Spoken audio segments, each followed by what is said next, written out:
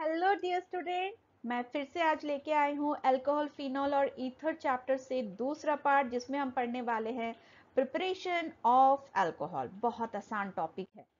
तो उससे पहले हम एक बार देख लेते हैं, लास्ट लेक्चर में हमने पढ़ा था क्लासिफिकेशन ऑफ अल्कोहल। फटाफट एक क्विक रिवीजन कर लेते हैं। तो क्लासिफिकेशन दो तरीके से होती है कि कितने OH ग्रुप लगे हैं और उस जो OH ग्रुप जिस कार्बन से लगा है उसकी हाइब्रिडाइजेशन क्या होती है। तो नंबर ऑफ OH में एक OH है तो मोनो, दो है तो डाइहाइड्रिक, और अगर दो है तो उसको फर्दर क्लासिफाई करेंगे कि दोनों अगर सेम कार्बन पे लगे हैं तो जेमिनल, दोनों अगर पड़ोस पड़ोस कार्बन पे लगे हैं तो विसिनल। खत्म। अगला है हाइब्रिडाइजेशन। OH जिस कार्बन से लगा है वो अगर sp3 है और पड़ोसी वाला sp2 तो एलाइलिक, और OH जिस कार्बन से लगा है वही sp2 है तो विनाइलिक। और अगर हम एरोमेटिक की बात करें, एलाइलिक वाला ही कंडीशन कहलाता है बेंजाइलिक और विनाइलिक वाला कंडीशन कहलाता है एराइलिक, यानी OH सीधे सीधे एरोमेटिक कार्बन पे ही लगा है। अब चलिए शुरू करते हैं आज का टॉपिक। आज हम पढ़ने वाले हैं कि अल्कोहल कैसे हम प्रिपेयर कर सकते हैं। टोटल 5 तरीके हैं। पहला तरीका है आपका एल्कीन से, जो आज हम पढ़ने वाले हैं। दूसरा तरीका है एल्डिहाइड और कीटोन से, जो हम अगले सेशन में पढ़ेंगे। और फिर है कार्बोक्सिलिक ऑक्साइड, उसको फिर और अगले में। और फिर है ग्रिग्नार्ड रिएजेंट, ये बहुत यूजफुल है, एंड अल्कोहल से। तो आज हम फोकस करते हैं कैसे हम एल्कीन से प्रिपेयर कर सकते हैं। तो एल्कीन वाले पार्ट को समझाने के लिए ना मैं एनसीईआरटी के ये पोर्शन उठा के लेके आई हूँ। ये आप अपने भी बुक में खोल के देखिए, क्योंकि इसमें आपको पहला मैकेनिज्म, पूरे ऑर्गेनिक केमिस्ट्री का पहला मैकेनिज्म देखने को मिलेगा। तो प्रिपरेशन हमें किससे करना है? एल्कीन से करना है। ठीक है, एल्कीन से करना है। तो चलिए, ये C double bond O, C just to represent that it is alkene. और इसमें हम क्या डालेंगे? Diluted sulphuric acid. Diluted sulphuric acid. पहले हम डाइल्यूटेड सल्फ्यूरिक एसिड की कहानी को एक बार समझ लेते हैं, कैसे ये काम करेगा। डाइल्यूटेड सल्फ्यूरिक एसिड यानी हमने क्या डाला है? वाटर, एक्वस मीडियम है। तो वाटर से हमें क्या मिलेगा? H2O। वाटर मतलब H2O, और एसिड से हमें क्या मिलेगा? H+। और H+ और वाटर मिलके क्या बनाते हैं? Hydronium ion. अब एक हाइड्रोनियम आयन की तरफ परिस्थिति को समझिए। ऑक्सीजन ने कितने बॉन्ड बनाए हैं? 3 बॉन्ड बनाए हैं। 2 बॉन्ड तो उसके पहले से ही थे, am I right? एक बॉन्ड एक्स्ट्रा इस कंगाल हाइड्रोजन के साथ अपने लोन पेयर ऑक्सीजन ने दे के बनाए। ऑक्सीजन में कितने लोन पेयर होते हैं? 2। तो इसे हम कह सकते हैं कोऑर्डिनेट बॉन्ड बन रहा है। तो इस तरीके से 3 बॉन्ड बन गए, तो ऑक्सीजन पे कौन सा चार्ज आ गया? प्लस चार्ज आ गया। और इस प्लस चार्ज की वजह से ये ऑक्सीजन क्या हो जाएगा? Unstable, because oxygen is one of the electronegative element. तो इस पे प्लस चार्ज देना मतलब क्या है? इस पे अत्याचार करना। तो इस अत्याचार से इसको बचाएगा कौन? एल्कीन बचाएगा, क्योंकि एल्कीन के पास डबल बॉन्ड है। पहला होता है सिग्मा और दूसरा होता है पाई। पाई आपको पता हो क्या होगा? लूजली बॉन्डेड इलेक्ट्रॉन से पाई बॉन्ड बना होता है, यानी ये फटाक से टूट सकता है और मूव कर सकता है। मूव कर सकता है इसलिए हम इसको रिजोनेंस वाले स्ट्रक्चर में देखते हैं। तो यहाँ पे तो हमारे किस काम आएगा कि बॉन्ड को हम इजिली तोड़ सकते हैं। तो बॉन्ड को अगर तोड़ना है तो कैसे तोड़ेंगे? देखिए, ये रहा कार्बन और ये रहा हमारा दुखी हाइड्रोनियम आयन। चलिए, इसके स्ट्रक्चर को भी बनाते हैं। और ये रहा प्लस। तो अगर पाई बॉन्ड टूट गया तो किसी एक पे माइनस, किसी एक पे प्लस आएगा। एम आई राइट? अब मान लीजिए इस ऑक्सीजन ने क्या किया? किसी एक हाइड्रोजन से कहा कि भाई तू निकल मेरे घर से, मेरे हिस्से का इलेक्ट्रॉन और जो मैंने तुझे दिया था बॉन्ड बनाते वक्त, दोनों वापस कर और तू जा। कैसे जाएगा? H+ बन के जा। तो चलो इसको निकाला, तो ये क्या बन गया? H+। अब बेचारा H+ कहाँ जाए? तो H+ की मदद कौन किया? पाई बॉन्ड ने। पाई बॉन्ड को तोड़ के इस वाले कार्बन को दे दिया माइनस चार्ज। अब इस वाले कार्बन पे ये वाला प्रोटॉन अटैक करेगा। तो ये है हमारा इस मैकेनिज्म का स्टेप 1, जहां पे हम क्या कहते हैं? Protonation of alkene takes place. ठीक है, एल्कीन पे प्रोटॉन जाके चिपक गया तो इसे कहते हैं प्रोटोनेशन ऑफ एल्कीन। तो हमारे यहाँ पे क्या चीज बना? फिर ये रहा C, इस पे था प्लस, और ये है C, इस पे लग गया H, और ये बन गया। अब ये जो प्लस चार्ज है, पाई बॉन्ड ने कोशिश की कि मैं H+ की मदद करूं, बट इस चक्कर में उसने क्या किया? अपने ही कार्बन पे प्लस चार्ज डेवलप करा दिया। अब ये भी तो दुख है, चार्ज नहीं होना चाहिए ना। तो इस प्लस चार्ज को भी हमें क्या करना पड़ेगा? हटाना पड़ेगा। तो आते हैं हम स्टेप नंबर 2 पे। देखिए स्टेप नंबर 2 पे क्या होगा, न्यूक्लियोफाइल का अटैक। अब ये न्यूक्लियोफाइल कहां से मिलेगा, देखिए पहले स्ट्रक्चर को वापस हम ड्रॉ करते हैं। ये रहा हाइड्रोजन। अब ये जो H+ निकल गया था, फिर ये क्या बच गया मेरा, वाटर ही ना बच गया। वाटर बच गया तो ऑक्सीजन पे क्या है, दो दो लोन पेयर है, और जिस पे भी इलेक्ट्रॉन होता है एक्स्ट्रा, इलेक्ट्रॉन रिच स्पीसीज होते हैं, वो क्या कहलाते हैं, वो सब कहलाते हैं न्यूक्लियोफाइल। अब इस प्लस चार्ज का मदद कौन करेगा, न्यूक्लियोफाइल करेगा। ये वाले इलेक्ट्रॉन इस वाले कार्बन को दे के करेगा। ठीक है, तो कैसे देगा, एक काम कर दो, थोड़ा सा मैं स्ट्रक्चर को ट्विस्ट करती हूँ, ड्राइंग करने में आसान होगा। तो ये रहा C, इधर है हाइड्रोजन, और ये है मेरा कार्बन जिस पे है प्लस चार्ज। अच्छा, दो हाइड्रोजन पहले से ही थे। अब इस कार्बन के साथ ये ऑक्सीजन वाला लोन पेयर अपना इलेक्ट्रॉन डोनेट कर रहा है, तो कार्बन के साथ उसी ऑक्सीजन को ही जोड़िएगा, और साथ में पीछे दो हाइड्रोजन। भाई जो दे रहा है और जिसको दे रहा है, रिश्ता उन्हीं के बीच में होना चाहिए। अब यहाँ पे फिर से वही कहानी, ऑक्सीजन पे क्या आ गया, प्लस चार्ज, यानी कार्बोकैटायन की मदद करने गया वाटर, वाटर पे खुद आ गया प्लस चार्ज। अब इसको हटाने के लिए हमारे पास आता है स्टेप नंबर 3, जिसे कहते हैं एलिमिनेशन ऑफ प्रोटॉन, या फिर हम कहेंगे डीप्रोटोनेशन। ठीक है, ये वाला स्टेप क्या था, अटैक ऑफ न्यूक्लियोफाइल। अब आते हैं डीप्रोटोनेशन। डीप्रोटोनेशन बहुत आसान है, इस स्ट्रक्चर को देखिए ध्यान से, मैं एक बार नीचे बना लेती हूं। ये रहा हमारा हाइड्रोजन C, ठीक है, इस पे पहले से ही दो हाइड्रोजन है, और ये है ऑक्सीजन जिस पे प्लस चार्ज, और इस पे दो हाइड्रोजन।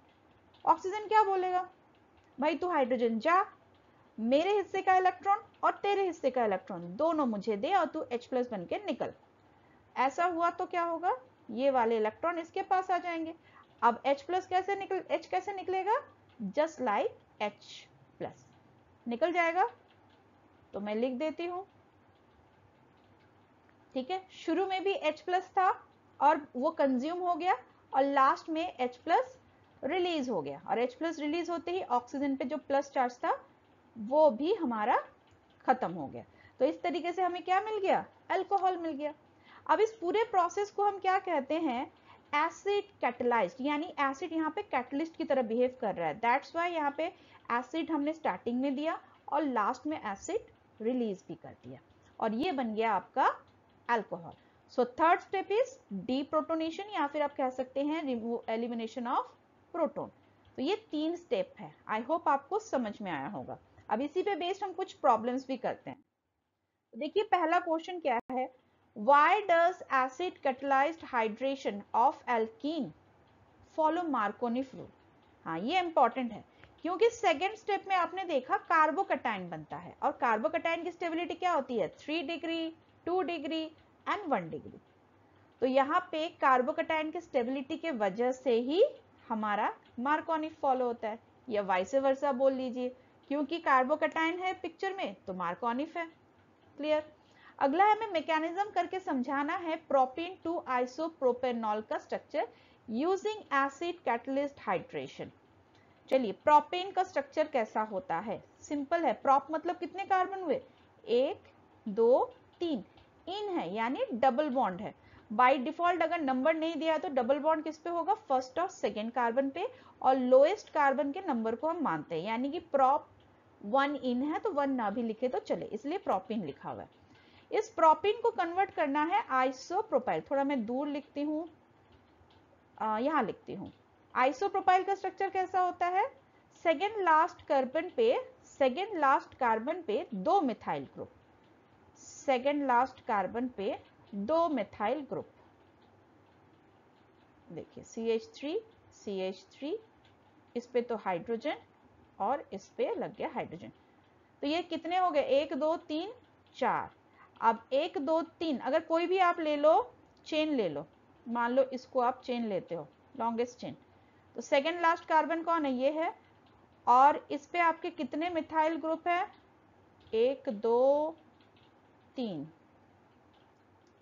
अब हम आते हैं अगले क्वेश्चन पे, जिसमें हमको पूछा है मैकेनिज्म बताइए प्रोपीन टू आइसोप्रोपेनॉल कन्वर्ट करते वक्त। तो प्रोपीन हमारा क्या हो गया, 1 2 3 डबल बॉन्ड, तो बाकी हाइड्रोजन से सेटिस्फाई, एक हाइड्रोजन, और यहाँ हो गया 2 हाइड्रोजन। अब इसको मुझे किसमें कन्वर्ट करना है, आइसोप्रोपेनॉल। आइसो यानी कि 3 कार्बन, और आइसो यानी कि फंक्शनल ग्रुप किस पे लगा है, सेकेंड लास्ट कार्बन पे, जिसके पास 2 मिथाइल ग्रुप हो।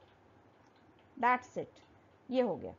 अब यहाँ पे एल्कीन से मुझे अल्कोहल बनाना है, तो आपको बोल भी दिया है एसिड कैटलिस्ट मेथड यूज करना है।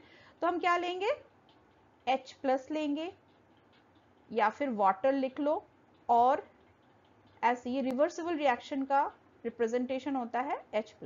तो ये तो रिएक्शन हो गया। अगर मैकेनिज्म से बोले तो पहला स्टेप हम लेते हैं CH3 CH-,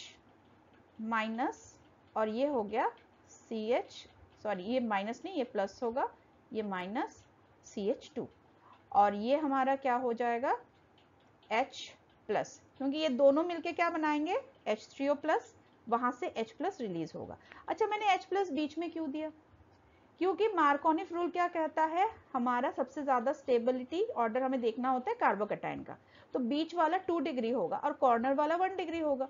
2 degree is more stable than 1 degree, और कहीं आपको अगर 3 डिग्री दिखे तो always jump for 3 degree. 3 degree is more stable than 2 degree than 1 degree, इसलिए मैंने प्लस को बीच में दिया। अब क्या होगा, तो ये प्लस वाला इस माइनस वाले C के साथ जुड़ जाएगा, ठीक है, और वाटर में OH भी है। चलिए इसको ये ऐसे नहीं, एक एक स्टेप करके करते हैं। तो यहाँ पे क्या हो जाएगा, CH3 CH, इस पे कार्बोकैटायन पे चार्ज रह गया, और ये H+ आके जुड़ गया, तो मैं इकट्ठे लिख दूं CH3। अब इस कार्बोकैटायन की तकलीफ भी तो दूर करना है, तो सेकेंड स्टेप क्या था, अटैक ऑफ न्यूक्लियोफाइल। पहला स्टेप क्या था, प्रोटोनेशन ऑफ एल्कीन, H+ जुड़ गया एल्कीन के साथ, पहला स्टेप हो गया। अब दूसरा आता है अटैक ऑफ न्यूक्लियोफाइल। अब न्यूक्लियोफाइल कौन है, वाटर में से H+ निकल गया ना, तो न्यूक्लियोफाइल क्या है हमारा, वाटर, क्योंकि इसके पास क्या है, 2 लोन पेयर। अब इस C पे इलेक्ट्रॉन की कमी है, ऑक्सीजन पे इलेक्ट्रॉन डेंसिटी ज्यादा है, तो रिश्ता किसके बीच में बनेगा, ऑक्सीजन और कार्बन के बीच में बनेगा। तो ये रहा CH3 C, इस पे डालती हूँ O, इधर H और इधर H, और पहले से इसके पास एक H तो था ही, और इधर CH3। अब फिर इस ऑक्सीजन पे कौन सा चार्ज आ गया, प्लस चार्ज। थर्ड स्टेप क्या था, डीप्रोटोनेशन। तो स्ट्रक्चर को फिर से बनाते हैं, CH3 CH, जगह बच नहीं रहा है, छोटा छोटा लिख रही हूँ, आई होप आप समझ जाओगे, और इधर है CH3, इस पे प्लस चार्ज है, तो ऑक्सीजन क्या बोलेगा, हाइड्रोजन तू जा, मेरा इलेक्ट्रॉन और जो मैंने तुझे दिया वो भी वापस कर, तो वापस करेगा ऑक्सीजन को, तो ये निकल जाएगा एज अ H+। तो ये सारा निकल गया, ऑक्सीजन पे अब कोई चार्ज नहीं रहा, और ये क्या बन गया हमारा, अल्कोहल। ठीक है, अब ये H+ भी निकल गया मेरा। अब क्योंकि ये एसिड कैटलाइज्ड है, H+ शुरू में दिया और एंड में भी निकल गया। आई होप ये आपको समझ में आया होगा। अगर कोई दिक्कत होगा तो प्लीज मुझे कमेंट में लिख के जरूर बताइएगा, और अगले सेशन में हम अगला प्रिपरेशन मेथड पढ़ेंगे। Till then take care, tata, अच्छे से पढ़िए, ऑर्गेनिक केमिस्ट्री को बहुत सीरियसली पढ़िए। Good night.